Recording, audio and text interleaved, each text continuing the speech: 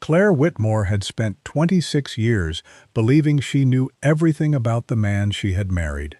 She knew the sound of his boots against the porch steps every evening at 6.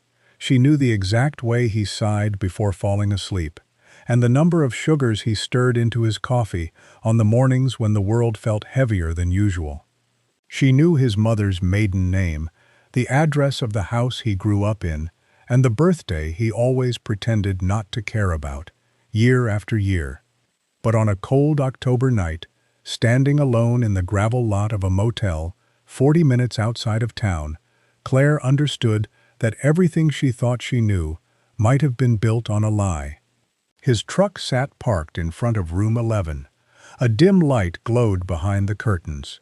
Her hand trembled before she ever reached for the door. She had told herself, on the long drive out there, that she only wanted the truth. Now that the truth sat 3 feet away, she was no longer certain her heart could survive it. 26 years of marriage had somehow led her to this parking lot, to this door, to this single, unbearable moment. She wrapped her fingers around the handle. And that is exactly where we need to pause, because before we go any further into what Claire found behind that door, you need to understand how a marriage this steady ever found its way here. Claire and Daniel Whitmore were, by every outward measure, the couple everyone in their small Pennsylvania town pointed to when they talked about marriages that actually lasted. 26 years together, a daughter they had raised into a confident young woman, a modest brick house with a garden Claire tended every spring, and a garage where Daniel spent his weekends fixing things nobody else in the family understood. Friends called them the golden couple, half joking and half envious, because in a town where half the marriages around them had quietly come apart at the seams, Claire and Daniel still reached for each other's hand across a restaurant table without thinking twice about it. But something had shifted in the months leading up to that motel parking lot. Daniel had grown distant in ways Claire could not name out loud, guarded in a way he had never been before in all their years together. Who was he really meeting in secret? Why had a man who had never once lied to her suddenly become so difficult to read? And what was Claire about to find behind that motel door? Something that would either confirm the worst fear she had ever carried or reveal a truth far more complicated than an affair. Before we dive deeper, let us know in the comments where you're watching from. We'd love to hear from you. And don't forget to hit that subscribe button so you never miss any of our upcoming videos. To understand how Claire ended up standing in that parking lot, you have to go back nearly 3 decades, to a community fundraiser in the small town of Millbrook, Pennsylvania. Claire was 22 then, fresh out of college, working her first year as a teacher's assistant at the local middle school. Daniel was 26, quiet and steady, the kind of man who noticed when someone's chair was missing a leg and fixed it before anyone had to ask. They met over a folding table stacked with raffle tickets, and Claire would say for years afterward that she fell for him not because of anything he said, but because of the careful, unhurried way he listened when she spoke, as if her words actually mattered to him. Their courtship was modest, built on Sunday dinners with her parents and long drives with the windows down, the radio low enough to still hear each other talk. Daniel proposed 2 years later on the same porch where they had shared their first real conversation, and Claire said yes before he even finished the sentence. They married in the spring, in a small church that smelled like lilies and old wood, surrounded by people who had watched them fall in love in real time. Nobody in that church could have imagined the parking lot that was waiting for them, decades later, on the other side of a marriage they had both worked so hard to build. The years that followed were, by any reasonable definition, good ones. Daniel worked his way up at a local construction firm, eventually becoming the estimator everyone trusted to get a bid right the first time. Claire settled into teaching, and later into raising their daughter Mia, a bright, headstrong girl who inherited her father's quiet patience and her mother's sharp tongue. Sunday dinners became a fixture, then a tradition, then simply the rhythm of their lives. Daniel was never a man of grand gestures. He expressed love through small, dependable acts. The driveway shoveled before Claire woke up. The car always filled with gas. The porch light left on whenever she worked late. It was Claire's closest friend, Beatrice Locke, who first noticed the cracks, long before Claire allowed herself to see them. Beatrice had known Claire since their teaching days, and the two women had weathered every storm life had thrown at them together, from difficult students to difficult in-laws. Beatrice was blunt in a way Claire appreciated, the kind of friend who told you the truth even when you didn't want to hear it. And it was Beatrice who first mentioned, almost in passing, that Daniel's truck had been parked outside a motel on the edge of town on a weekday afternoon, when he was supposed to be 40 minutes away at a job site. At the same time, another pressure had quietly settled over the Whitmore household. Claire's mother, Nora, was 79 years old and beginning to slip in ways that frightened everyone who loved her. Forgotten appointments, a stove left on, a phone call at 2 in the morning because Nora could not remember which house was hers. Claire found herself stretched between two roles, daughter and wife, caretaker and confidant, and somewhere in the exhaustion of that season, she stopped paying close attention to the small changes happening right in front of her, in her own home, in her own marriage. Looking back, Claire would later admit that the signs had been there for months before she let herself see them clearly. Daniel had started taking phone calls outside on the porch, even in the cold, lowering his voice the moment she stepped near a window. He had begun closing his laptop a beat too quickly whenever she walked into the room, the screen going dark before she could catch more than a flicker of whatever he had been looking at. He came home later, from job sites that should not have run past 5 o'clock, offering explanations that were technically true, but somehow never quite added up. None of it, on its own, was proof of anything. Together, it was the beginning of a silence Claire could not explain. One evening in early September, Claire walked into the kitchen, just as Daniel's phone buzzed on the counter. He reached for it fast, faster than she had ever seen him move for anything, and by the time she glanced over, the screen had already gone black, the message deleted, before she could read a single word of it. He offered her a small, tired smile and said it was nothing, just work. Claire smiled back and let it go, the way she had let a dozen small things go that month. But something in her chest had already tightened, quietly, the way it does right before you realize you are about to lose something you never thought you could lose. The first real crack appeared on a Thursday afternoon in late September, when Claire was cleaning out the pockets of Daniel's work jacket before running a load of laundry. Tucked into the inside pocket, folded twice, was a receipt from the Cedar Rest Motel, a place on the far side of the county that Claire had passed 100 times but never once had reason to enter. The date on the receipt matched a Tuesday 2 weeks earlier, a day Daniel had told her, plainly and without hesitation, that he had spent at a job site in Fairmont, nearly an hour in the opposite direction. Claire stood in the laundry room for a long time, the receipt trembling slightly between her fingers, trying to construct an explanation innocent enough to make the knot in her stomach loosen. She could not find one. She did not confront him that night. Instead, she folded the receipt back exactly as she had found it and returned it to the jacket pocket, telling herself she needed more information before she said anything that could not be unsaid. It was a decision that would define the next several weeks of her life. This quiet, careful gathering of evidence, this slow transformation from a wife who trusted her husband completely into a woman who watched him from the corner of her eye at the dinner table, cataloging every pause, every glance toward his phone, every small inconsistency in a story she used to accept without question.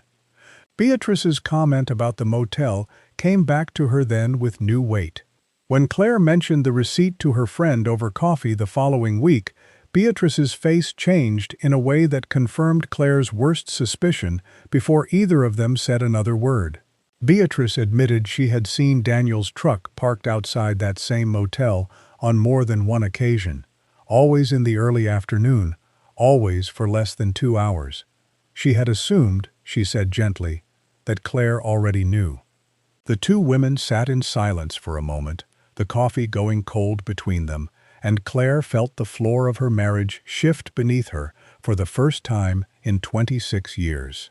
The following weeks brought more fragments, each one small enough to dismiss on its own, each one impossible to ignore, stacked together. Claire began checking their joint bank account more closely than she ever had before, and found a pattern of cash withdrawals, always in amounts under $300, always timed to days when Daniel claimed to be working late.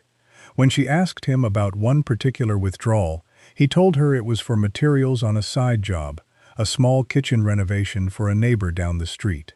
Claire drove past that neighbor's house the next morning and saw no work being done, no truck parked outside, no evidence that any renovation was underway at all. She started noticing other things too, the kind of details a woman only notices when she has begun, without fully admitting it to herself, to build a case. Daniel had started using a different cologne, something unfamiliar that lingered faintly on his collar in the evenings. He had grown quieter at dinner, distracted in a way that made Mia ask, more than once, if her father was feeling all right. Claire told her daughter that everything was fine, that Daniel was just tired from work, even as she lay awake beside him each night, listening to him breathe, wondering who he had been thinking about all day, while she sat at home grading papers and worrying about her mother. It was on a Sunday morning, while gathering laundry from his coat for the second time that month, that Claire found the folded note. It was small, torn from the corner of a larger sheet of paper, containing only a first name she did not recognize and a time written in Daniel's careful handwriting. No context, no explanation, just a name, Sylvia, and the number 11, circled twice. Claire stood in the bedroom holding that scrap of paper for what felt like an hour, turning it over in her hands as though the blank side might somehow explain the front. She did not confront him. She simply folded the note along its original creases and slipped it back into the coat pocket exactly where she had found it, her hands steadier than she felt. That same week, Claire mentioned the name Sylvia to Beatrice, expecting her friend to have some theory, some explanation, that would either condemn Daniel completely or clear him entirely. Beatrice had neither. She had never heard the name before, and for the first time since this all began, Beatrice suggested that Claire needed more than fragments and folded receipts if she wanted the truth. She needed proof, real proof, the kind that could not be explained away over a nervous dinner conversation. It was Beatrice who first mentioned the name of a private investigator she had heard about through a co-worker, a retired detective named Harold Voss, who now made his living quietly answering exactly the kind of question Claire could no longer avoid asking herself. Claire resisted the idea for nearly 2 weeks. Hiring someone to follow her own husband felt like an admission she was not ready to make, a crossing of some invisible line that, once crossed, could never be uncrossed. But the fragments kept accumulating. Another motel receipt, this time from a different location, 20 minutes further out. Another late night, with an explanation that did not quite hold together. Another moment at the dinner table, when Daniel's eyes drifted to his phone, and something in his expression flickered before he caught himself and looked back up at her, smiling too quickly, too carefully, like a man rehearsing calm. Finally, on a Wednesday evening in early October, Claire sat alone at the kitchen table after Daniel had gone to bed and dialed the number Beatrice had given her. Harold Voss answered on the second ring, his voice low and unhurried, the voice of a man who had heard this exact kind of phone call more times than he could count. Claire explained everything in a rush. The receipts, the withdrawals, the note with the name Sylvia written on it, the cologne, the silence that had settled over her marriage like a thick fog she could no longer see through.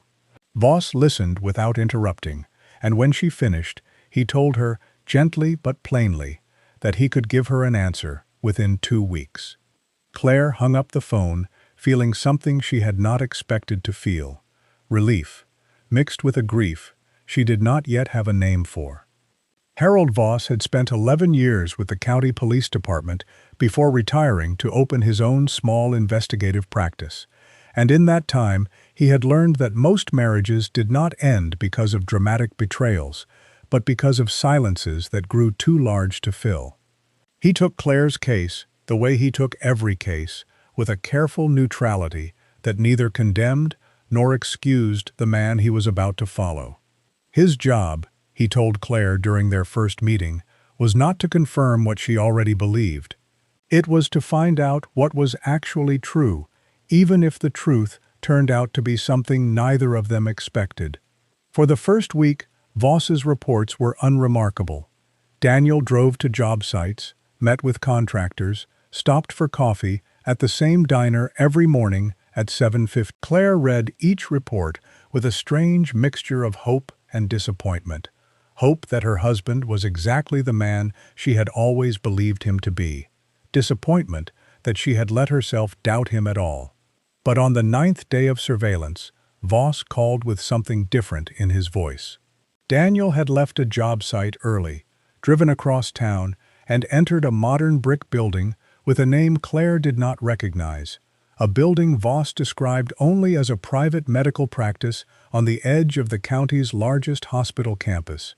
Voss's photographs from that day showed Daniel walking through the front entrance alone, then, nearly 2 hours later, walking back out beside a woman in a white coat, a woman who placed her hand briefly on his shoulder as they spoke on the sidewalk before he got back into his truck. Voss identified her, through a simple records check, as Dr. Sylvia Marsh. Claire's hands went cold the moment she read the name, Sylvia, the same name from the folded note in Daniel's coat pocket. There it was, finally, a face and a name to attach to every fear she had been carrying for weeks, and yet something about the photograph unsettled Claire in a way she could not immediately explain, a small detail she would not understand the significance of until much later. What neither Claire nor Voss could see clearly from that sidewalk, and what the photograph could never capture, was the true nature of the building Daniel had walked into. It was, in fact, an oncology practice affiliated with the regional medical center, though nothing about its brick exterior or unmarked parking lot gave any indication of that. Dr. Sylvia Marsh was not a woman Daniel had fallen in love with in secret. She was the oncologist who had, 3 months earlier, delivered news to Daniel that he had not yet found the courage to share with his wife. News that had reshaped every quiet, careful decision he had made since that appointment. But Claire did not know any of that yet, and neither did Harold Voss, whose job was to document behavior, not to interpret its meaning. Over the following 2 weeks, Voss's reports painted an increasingly damning picture, at least on the surface. Daniel visited the same building 3 more times, always alone, always emerging looking pale and shaken in a way Claire read as guilt, though it was, in truth, something closer to fear. He made phone calls from his truck in parking lots across town, his voice low, his posture tense, conversations that Voss could not hear clearly enough to transcribe, but which he described as emotionally charged, urgent, the kind of calls a man makes when he is trying to hold something together that feels like it is slipping through his fingers. At home, the distance between Claire and Daniel widened with each passing day. She began finding small reasons to avoid conversation, snapping at him over dishes left in the sink, over a forgotten errand, over nothing at all, really, because the real source of her anger sat locked away where she had not yet allowed herself to voice it.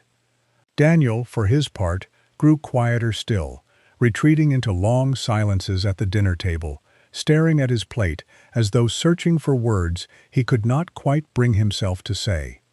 Mia noticed the shift immediately. She had grown up watching her parents move through the world in an easy, comfortable rhythm, and the sudden tension in the house unsettled her in a way she could not ignore.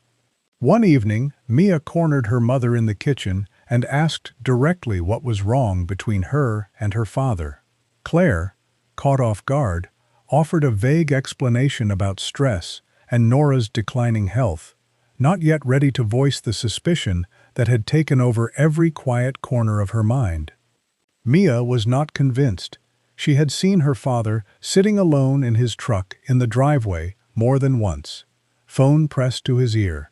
His shoulders curved in a way that looked less like a man having an affair and more like a man carrying something heavy he did not know how to put down. She tried, gently, to encourage her mother to simply talk to her father directly, to ask him outright what was going on, rather than continuing to gather quiet evidence against him. Claire brushed the suggestion aside, telling herself she needed to know the full truth before she said a single word.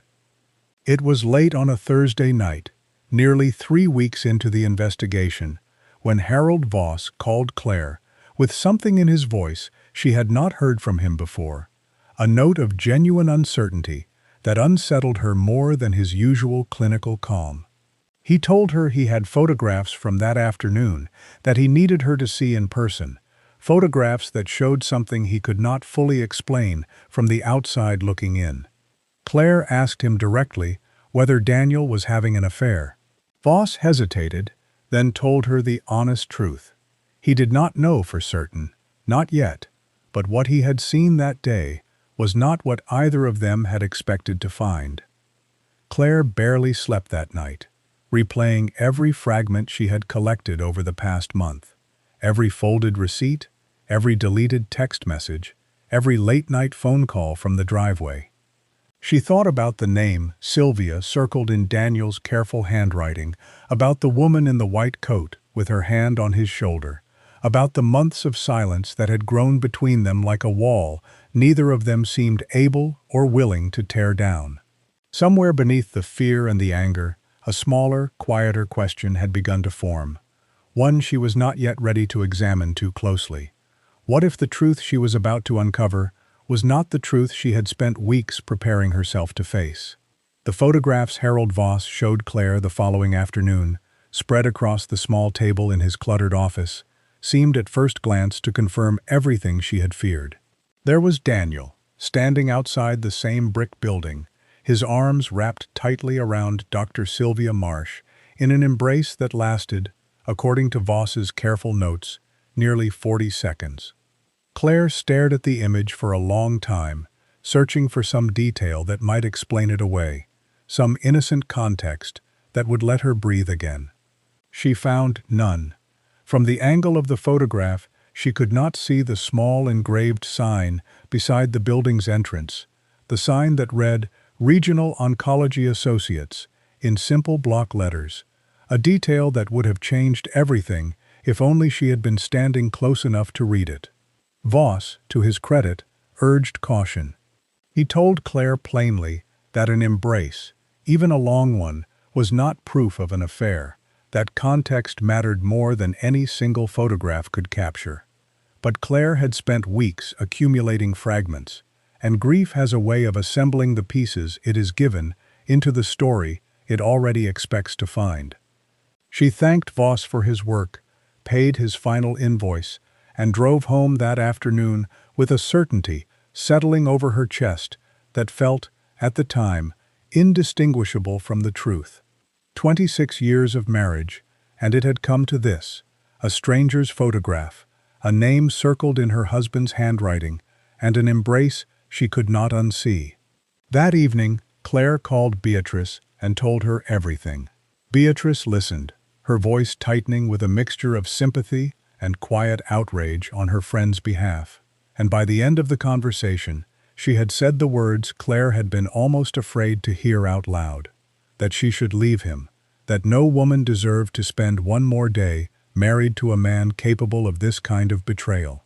Claire knew, somewhere beneath the anger, that Beatrice's advice came from love, from years of watching her friend give everything to a marriage that now seemed, in the worst possible way, to have been built on a foundation Claire never fully understood. But she also knew that Beatrice was only seeing the same fragments she was, the same incomplete photograph of a much larger picture neither of them could yet see clearly. Dinner that night was unbearable. Claire sat across from Daniel, watching him push food around his plate, and felt something inside her finally crack open. She asked him, her voice steadier than she felt, who Sylvia Marsh was. Daniel's face went pale, his fork stilling halfway to his mouth, and for a long moment he said nothing at all. When he finally spoke, his answer was careful, evasive, the answer of a man trying to protect something he was not yet ready to reveal. He told her it was complicated, that he needed more time before he could explain everything, that she had to trust him. Claire, who had spent a month collecting proof that her husband could no longer be trusted, found those words nearly impossible to accept. The days that followed brought no resolution, only a deepening silence, punctuated by small, painful confrontations that went nowhere. Claire found a folder tucked into the bottom drawer of Daniel's desk, containing paperwork from a financial advisor she had never heard of, along with a second folder labeled simply with Mia's name.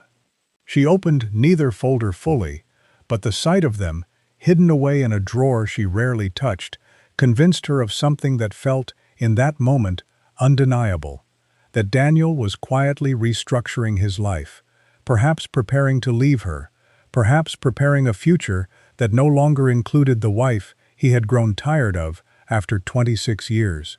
She did not yet know that the folder marked with Mia's name contained a letter Daniel had written late one night, meant to be given to their daughter only if his surgery did not go the way everyone was praying it would. She did not know that the financial paperwork represented months of quiet effort to pay off their mortgage entirely, so that, whatever happened to him, Claire would never have to worry about the house they had built their life inside of. All she saw was secrecy, and secrecy, stacked on top of everything else, felt like confirmation of the very worst version of the story she had already begun to believe. By the following week, Claire had made a decision. She packed an overnight bag, folding it carefully into the closet where Daniel would not immediately notice it, and told Mia quietly, late one evening, that she planned to leave in the morning, that she could no longer stay in a marriage built on secrets she was not allowed to understand. Mia, torn between loyalty to her mother and a quiet, stubborn belief that something about this entire situation did not add up, begged Claire to wait, to talk to her father one more time before making a decision that could not easily be undone. Claire, exhausted in a way that went far beyond sleep, told her daughter she had already waited long enough. That night, lying awake beside a man she no longer felt she knew, Claire found herself replaying the entire arc of their marriage, searching for the exact moment things had begun to change, the exact thread she might have pulled to unravel the truth sooner.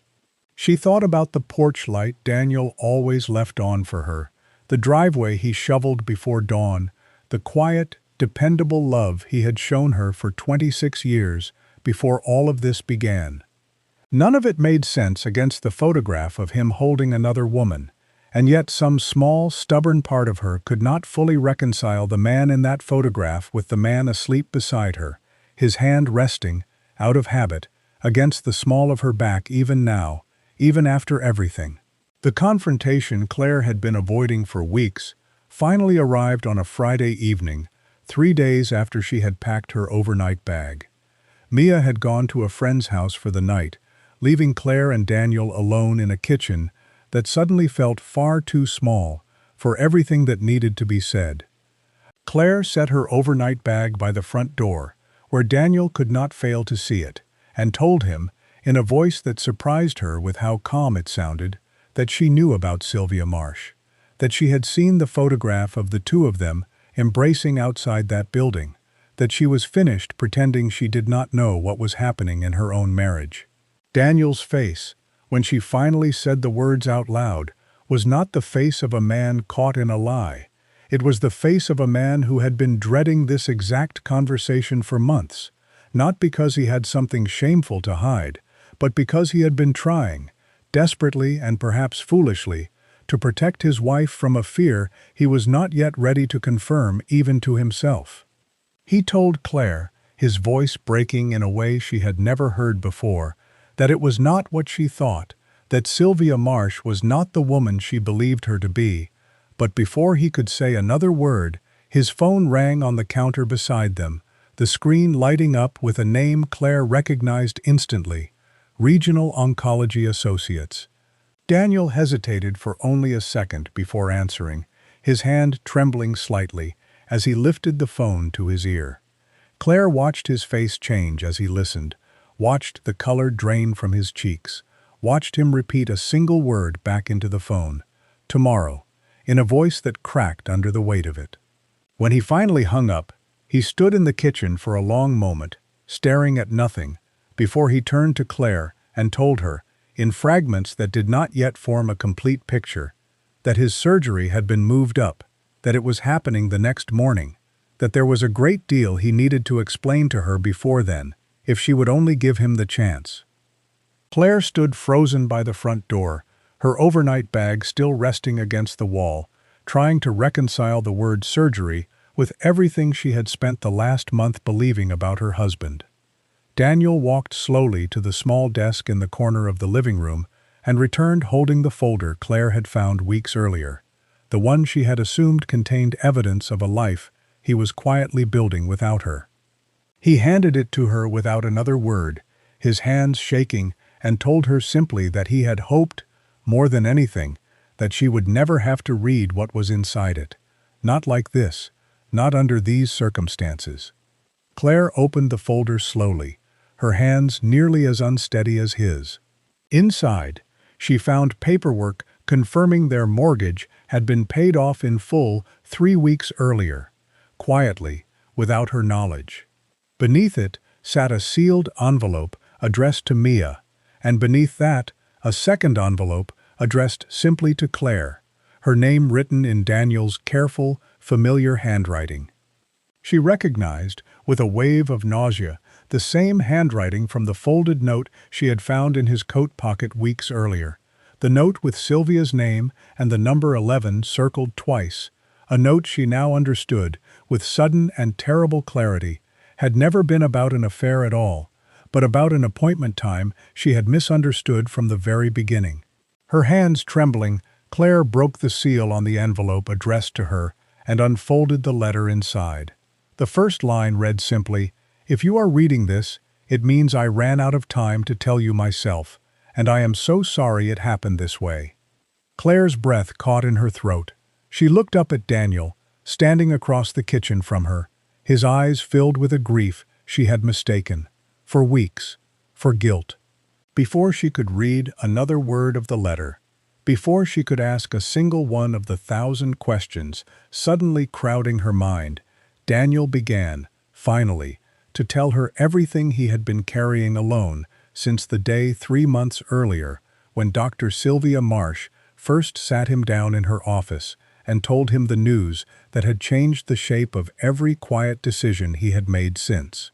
3 months earlier, on an ordinary Tuesday morning that Daniel had told Claire was simply another job site visit, he had instead driven to Regional Oncology Associates for a follow-up appointment after a routine scan had flagged something his primary doctor could not fully explain. Dr. Sylvia Marsh had reviewed the results with him that day and delivered a diagnosis that Daniel had not been prepared to hear. A serious, though not yet definitively staged, form of cancer that would require immediate further testing and, depending on what those tests revealed, likely surgery in the months ahead. Daniel had sat alone in his truck in the parking lot for nearly an hour after that appointment, trying to find the words he would eventually need to say to his wife, words that never quite came together the way he needed them to. He made a decision that day, one he would later question but never fully regret, to gather more information before bringing this fear into his marriage.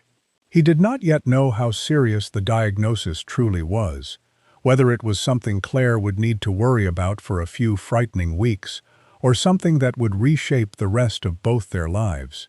Claire, he reasoned, was already stretched impossibly thin, caring for her mother, watching Nora slip further from herself with each passing month. He could not bring himself to add his own uncertain fear on top of everything she was already carrying, not until he knew, with some real certainty, what they would actually be facing together. So Daniel began making quiet appointments during work hours, telling Claire he was at job sites that, in reality, ran shorter than he claimed. He began taking calls outside on the porch, because the conversations, with specialists and insurance representatives, and eventually a surgeon, were not conversations he could bring himself to have within earshot of the wife he was trying to protect. The cash withdrawals Claire had noticed were payments toward tests and consultations not fully covered by insurance. Small amounts he paid quietly, so the strange charges would never appear on a statement she might see before he was ready to explain them. The motel receipts, the detail that had done more than anything else to convince Claire of an affair, told a story far removed from anything she had imagined. The Cedar Rest Motel sat directly across the street from the regional medical center, close enough that Daniel had begun staying there overnight before early morning testing appointments that required him to arrive before dawn, sparing Claire the need to explain a pre-dawn drive she would surely have questioned. He had told himself, each time, that he would explain everything once he had real answers to give her, once the fear in his own chest had either been confirmed or dissolved by better news than he expected. The folder marked with Mia's name contained a letter Daniel had written on one of his hardest nights, after a particularly difficult round of testing left him uncertain whether he would live to see his daughter's next birthday. He could not bring himself to destroy that letter once it was written, and he could not bring himself to leave it lying around where Claire might find it before he was ready to explain its existence.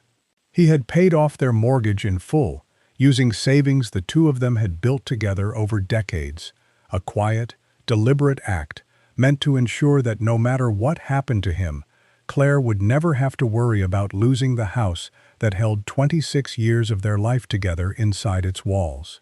And the embrace that Harold Voss had photographed outside the oncology building, the moment that had convinced Claire more than anything else that her husband was having an affair, had happened on the exact day Dr. Sylvia Marsh delivered his surgery date, and alongside it, a prognosis more hopeful than Daniel had allowed himself to expect.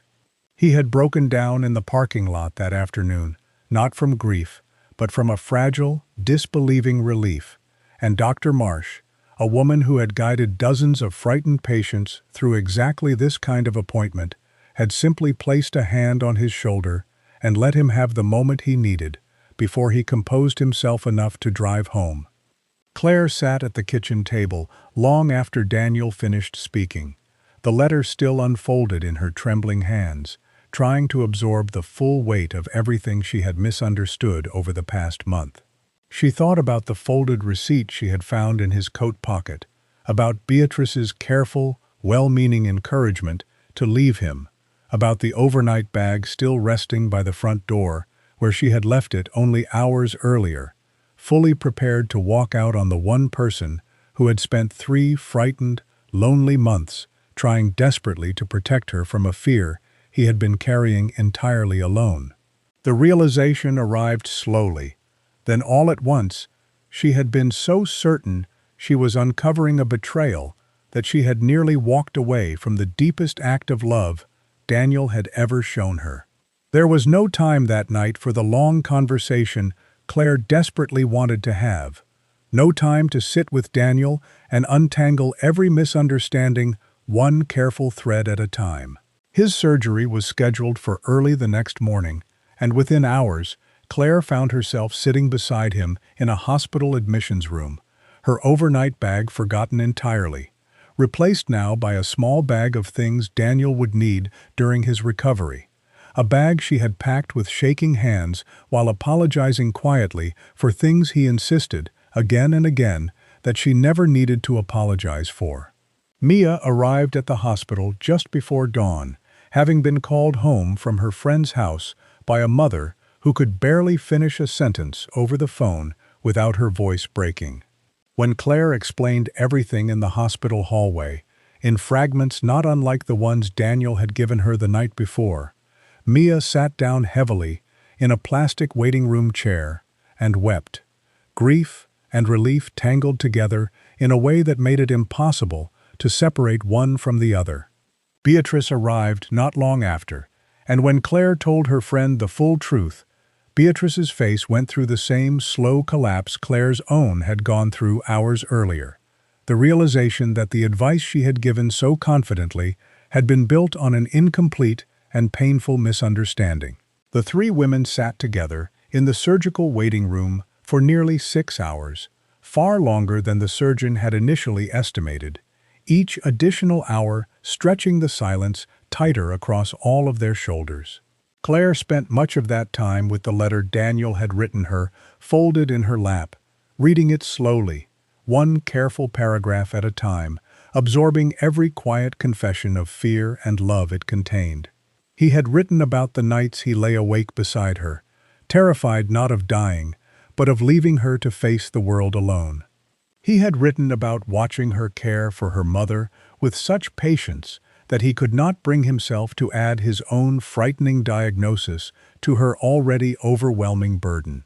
He had written, simply, that he loved her more than he had ever found the right words to say out loud, and that if this letter was the only way he could finally say it, then he hoped it would be enough.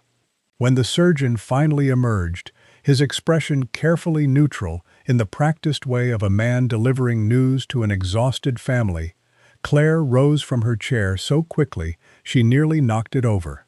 The surgeon told them the surgery had gone as well as anyone could have hoped, that the margins looked clear, that Daniel's long-term outlook, pending further testing, appeared far more hopeful than the family had allowed themselves to believe in the darkest hours of that waiting room. Claire sat back down heavily, her legs no longer entirely willing to hold her, and let herself cry for the first time since this entire ordeal had begun, tears that carried both the terror of the past 3 months and the fragile, overwhelming relief of the moment finally breaking through. She was allowed into the recovery room briefly, once Daniel had regained enough consciousness to speak in short, groggy sentences. He looked smaller somehow, propped against the hospital pillows, tubes running from his arm, but his eyes found hers immediately, searching her face for something, before he had even fully returned to the world. His first question, delivered in a voice barely above a whisper, was not about the surgery, or the prognosis, or anything related to his own condition. He asked her simply whether she had finished reading the letter, whether she had reached the part where he tried, however imperfectly, to explain why he had kept all of this from her in the first place. Claire took his hand, careful of the tubes and wires, and told him that she had read every word, and that they would talk about all of it, every misunderstanding, and every quiet act of love hidden inside those 3 difficult months, once he was strong enough to hear how sorry she was for ever doubting him. Months later, Daniel sat on the back porch of the house he had quietly paid off without his wife's knowledge, watching the late afternoon light stretch long and gold across the garden Claire had spent the spring rebuilding. His recovery had been slower than either of them expected, filled with follow-up appointments and cautious optimism from Dr. Sylvia Marsh, who had, in the months since that terrible misunderstanding outside her office, become an unlikely fixture in the Whitmore family's life, someone Claire now greeted with genuine warmth, rather than the suspicion that had once colored every mention of her name. The marriage that emerged from those 3 difficult months looked, on the surface, much like the one that had existed before Claire ever found that folded receipt in Daniel's coat pocket. They still shared Sunday dinners with Mia, still sat together on the porch each evening as the sun went down, still reached for each other's hand without thinking twice about it. But underneath that familiar rhythm, something had changed permanently. A deeper and more deliberate honesty that neither of them had realized their marriage was missing until they had nearly lost it entirely. Daniel no longer closed his laptop quickly when Claire walked into a room. Claire no longer waited until she had gathered a full case of evidence before simply asking her husband a direct question and trusting him enough to believe the answer. Beatrice, for her part, apologized more than once for the advice she had given so readily during the worst of Claire's suspicion, though Claire always waved the apology away, understanding now that her friend had only ever been responding to the same incomplete photograph everyone had been looking at. Harold Voss sent a card when he heard how the story had actually ended, a short handwritten note saying he was glad, for once, that his surveillance had led to a truth far better than the one his client had originally feared. Mia, who had spent those difficult weeks caught helplessly between her parents, found in the aftermath a newfound closeness with her father, born from the letter he had written her, a letter she now kept folded in a drawer of her own, a reminder of exactly how much he had been carrying silently on her behalf. Claire thought often, in the months that followed, about how close she had come to walking out the front door with an overnight bag packed for a marriage she believed had already ended. She thought about the danger of assuming the worst story simply because it was the only story the available evidence seemed to support, about how easily love, when it goes quiet enough for long enough, can be mistaken for betrayal by even the most devoted heart. She had spent a month convinced she was uncovering her husband's deepest deception, when in truth she had been slowly discovering the depth of a devotion so quiet it had nearly gone entirely unseen. On the one-year anniversary of Daniel's surgery, the Whitmore family gathered on that same back porch, the garden in full bloom around them, and Claire finally read Daniel's letter aloud to their assembled family, every word of it, the fear and the love tangled together exactly as he had written it in the hardest days either of them had ever faced. When she finished, Daniel reached across the table and took her hand, the same steady hand that had shoveled the driveway before dawn for 26 years, and told her, simply, that he would spend the rest of whatever time he had left making sure she never again had to wonder what silence like that truly meant. If this story reminded you that the strongest marriages are not built on the absence of secrets, but on the courage to finally tell the truth, we would love to hear your thoughts in the comments below. And don't forget to subscribe so you never miss the next story we bring you.